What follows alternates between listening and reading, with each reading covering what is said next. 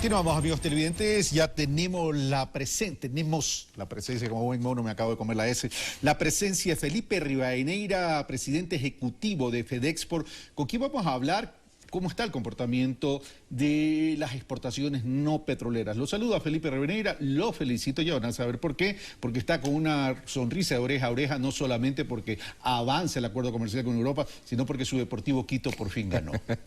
Luego de 10 fechas, Carlos, hemos sufrido, pero bueno, para ser hincha del Deportivo Quito hay que tener dos corazones, uno para vivir y otro para sufrir, no hay nada que hacer. Y siempre aparece un pato. Sí, siempre. Bueno, vamos al tema que al público le interesa. ¿Cómo está la evolución o el comportamiento, haciendo un corte el día de hoy, de las exportaciones no petroleras, considerando que la coyuntura amerita que el sector privado comience a apuntalar también el crecimiento económico? Bueno, a ver, nosotros las últimas cifras que tenemos son hasta junio de este año. Primer semestre. Primer semestre, no, lamentablemente los resultados no son buenos. Ha habido una caída del 3% de las exportaciones no petroleras. Y nosotros, para hacer un análisis más completo, las dividimos entre las tradicionales y las no tradicionales. En las tradicionales ya tuvimos una caída del 1%, es decir, ahí lo que te digo que ha sido una ayuda, ha sido el buen desempeño de banano y de cacao. Sin embargo, los otros sectores han tenido problemas serios por algunos factores, ¿no? La apreciación del dólar, hemos tenido una baja en el precio de los commodities. Normalmente cuando baja el precio del petróleo, las commodities también tienden a bajar, eso también nos ha afectado. Segundo, en las no tradicionales la caída ha sido mucho más preocupante. En las no tradicionales estamos hablando de una caída de alrededor del 7-8%, lo cual... ¿Las causas? Las causas te diría que son prácticamente las mismas, pero a eso hay que sumarle que en las no tradicionales tú exportas normalmente a los países de la CAN, donde Colombia obviamente ha tenido una devaluación, muy importante, de casi el 60% de su moneda, el Perú igual, y otros países como Brasil, también una caída del 50%, y es donde nosotros mandamos productos industrializados, sobre todo en la CAN, ¿no? Ya, ahora, el problema nuestro no es volumen, el problema nuestro ha sido afectación fundamentalmente por términos de precio, sí, y por términos de deterioro de los mercados. Sí, efectivamente. Ahora, ¿qué hacer frente a esta situación? Bueno, ante esta situación lo que necesitamos es urgentemente más mercados, ¿no? Es decir, tener esa posibilidad de que el Estado ecuatoriano nos dé más acuerdos comerciales. Es la única manera de un poco blindarnos, ¿no? En este gobierno siempre se ha manifestado la necesidad imperiosa de hacer una diversificación de mercados, pero la diversificación de mercados tiene que ir de la mano de los acuerdos comerciales. Y no te estoy hablando del acuerdo comercial con Estados Unidos, que genera tanto polémica y es complicado, etcétera, ¿no? Que igual algún día tenemos que firmar un acuerdo con ellos, yo estoy convencido. Si nosotros tuviéramos un acuerdo comercial con Estados Unidos ahora, por ejemplo, no sufriéramos lo que está pasando con el resto del país, porque ellos tienen dólares y nosotros dólares. Pero en el caso dólares, de Estados Unidos parecería que hay datos que tampoco es que la disminución de las exportaciones ecuatorianas han disminuido, más bien han incrementado. Exactamente. Es decir, sin acuerdo comercial. Sin acuerdo comercial, imagínate con acuerdo. Es decir, si nosotros tuviéramos un acuerdo con ellos, porque tienen el dólar, nosotros tenemos el dólar, ahí no tenemos ningún problema de la apreciación del dólar, entonces ahí es donde existe realmente una oportunidad. Lamentablemente no hemos planteado nada todavía en los Estados Unidos. El tema pasa es por el nivel de importaciones que podrían llegar de Estados Unidos, y eso el gobierno dice, a ver, un poquito, porque yo tengo que cuidar la dolarización. Pero vamos a los otros mercados. Pero bueno, ahí dependerá mucho, Carlos, también de cómo se negocie, ¿no? Eso no nos olvidemos, que más que nada el pedido nuestro siempre ha sido: ¿qué le planteamos? O sea, planteémosle algo a los Estados Unidos, ¿no? Es decir, tú invocas a una creatividad para decir, no afectemos nuestra balanza, restringamos importaciones y negociemos para favorecer exportaciones. Eso sería una negociación. Bueno, la palabra restringir importaciones no la usaría yo, más bien lo que te diría es: protegemos los sectores sensibles que pueden verse afectados en base a una desgravación, por ejemplo, en el largo tiempo, ¿no? Eso es distinto, y lo que nos toca hacer en los otros acuerdos también. Yo entiendo tu solidaridad, Felipe, con tus colegas, pero en todo caso, a la hora del té hay que cuidar lo que ingresa y lo que sale. Claro, pero no te olvides, Carlos, siempre que el comercio exterior es de doble vía, sí, ¿no? Y eso es un poco las dificultades que tenemos actualmente. Es decir, nuestra política comercial, que es producto de nuestra circunstancia difícil de la balanza de pagos, también no nos permite tener un acercamiento importante. Es decir, por ejemplo, si queremos profundizar un acuerdo comercial con Guatemala, Guatemala lo primero que nos dice es: señores, necesitamos que nos ayuden con toda esa reglamentación técnica. Esto es algo que ya le hemos dicho al ministro Egas, que prácticamente es imposible cumplirla porque no existen laboratorios donde podemos nosotros sacar los certificados de conformidad, etcétera. Esas normas técnicas que no son aplicables en la realidad y que hay que hacer un barrido profundo. Y tenemos el compromiso del ministro Egas de realizar ese análisis que nos permitan justamente tener normas técnicas que protejamos la calidad en el país, es decir, que la calidad, que no pueda entrar cualquier cosa, pero que se pueda cumplir, es decir, que se les dé las mismas condiciones a las empresas que quieren exportar al Ecuador, que es la que nosotros queremos conseguir cuando lleguemos allá.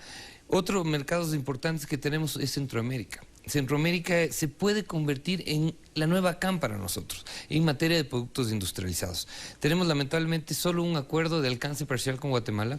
Ahí no te diría que hay ningún riesgo de balanza comercial, que podría ser un análisis más profundo, por ejemplo, con los Estados Unidos. Si bien ahorita vendemos marginalmente a Centroamérica, hay una gran potencialidad. Y en Centroamérica también hay dos países que están dolarizados, que es Salvador y que es Panamá. Entonces, si nosotros tuviéramos esos mercados de alguna forma más profundizados, no tuviéramos tanto inconveniente como lo que nos está pasando ahorita. ¿Hay algún acercamiento en ese punto con el ministro del Comercio Exterior para potencializar o por lo menos acercarse a Centroamérica y aprovechar esas oportunidades que tú estás mencionando? A ver, con el ministro del Comercio Exterior trabajamos muy de la mano, como tiene que ser. El diálogo tiene que ser muy importante entre la Federación Ecuatoriana y el Ministerio. Reconocemos los esfuerzos que ha hecho el ministro, es más, le felicitamos por la gestión que hizo hace 2 semanas en Bruselas, que nos permitió justamente tener esta declaración positiva del Parlamento de la Unión Europea, de la Comisión del Parlamento de la Unión Europea. Sobre el acuerdo comercial. Sobre el acuerdo comercial. Sin embargo, vemos que sus esfuerzos, por más que los intente, se quedan limitados, ¿no? Es decir, no hay una priorización de agenda nacional en la posibilidad de conseguir estos acuerdos. O sea, yo te digo, la forma de salir de esta crisis que nos encontramos en el sector exportador es que en el 2016 deberíamos cerrar acuerdos comerciales con toda Centroamérica, buscar Canadá y buscar Corea del Sur, que son los acuerdos comerciales más cercanos y posibles de realizarse y de cerrarse en el 2016. Y que según a tu criterio, de acuerdo a tu análisis y proyecciones, no habría un problema de balanza. No, obviamente hay que, con esos países, hay que negociar inteligentemente, claro, siempre habrá que proteger a los sectores sensibles, pero tenemos mucho más de ganar. Vamos al tema del acuerdo con la Unión Europea.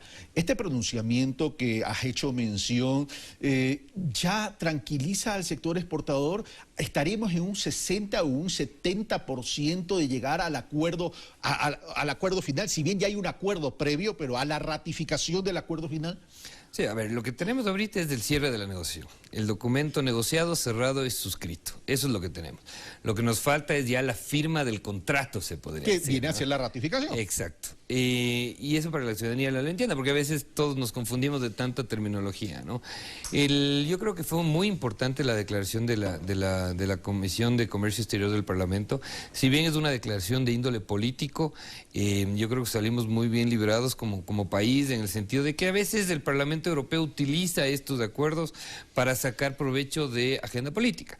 No nos olvidemos que el Parlamento Europeo tiene muchas corrientes ideológicas, ¿no? Está de derecha, de izquierda, de extrema derecha, es decir, es muy difícil que nadie se oponga o nadie establezca su propia agenda. Pero yo creo que si uno lee la declaración, se hace un reconocimiento muy importante de los avances en infraestructura, en educación, en servicios sociales del Ecuador, pero también se hace una crítica, por ejemplo, a que hay que buscar nuevos mecanismos para la conversación con la sociedad civil, el tema de la libertad de prensa, etcétera, que a la final son temas que, el tema minero, por ejemplo, el tema minero, que todavía ni siquiera se ha aplicado a totalidad la ley minera, pero generan inquietudes que no es que ellos te dicen cambie la ley ni nada por el estilo, sino que te hacen un llamado a un diálogo político en el cual el Ministerio de Comercio Exterior y la Cancillería tendrán que explicar, decir, oigan, la ley minera es de este tipo, no es lo que ustedes están, ¿cómo se llama?, tratando de analizar, interpretando, sino las cosas van por este lado. Pero este llamado al diálogo político es importante para que de aquí exista ya la ratificación por parte del Consejo Europeo, que es del Consejo de Ministros, y después de la aprobación tanto del Parlamento como de la Asamblea Ecuatoriana. Y una última pregunta. Mencionaste Centroamérica como para que exportar productos ya industrializados. Este proyecto de ley de articulación pública y privada puede ser el punto de partida para poder tener un sector productivo que apunte a esos mercados centroamericanos. Bueno, a ver, de lo que tengo entendido, la ley de alianzas públicos-privadas está bastante enfocado al tema de la infraestructura del país, ¿no? Es algo positivo en el sentido de que se está cediendo participación al sector privado y más bien el Estado puede ahorrarse esos recursos para trabajar en logística.